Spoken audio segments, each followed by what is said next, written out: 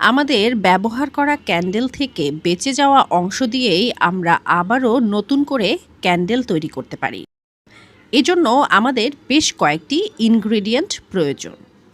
তাহলেই আমরা আবারও নতুন করে সেই ক্যান্ডেলকে বানাতে পারবো। আজকে আপনাদেরকে দেখাবো ক্যান্ডেলের ডিআইওয়াই।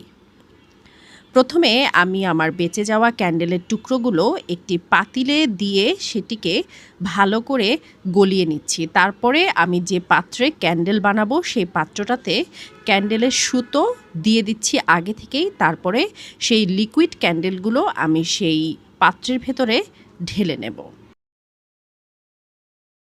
এভাবে করে আমি দুটো ক্যান্ডেলের পাত্রতেই আমার যে লিকুইড ক্যান্ডেল রয়েছে সেটি ভালোভাবে ঢেলে নেব।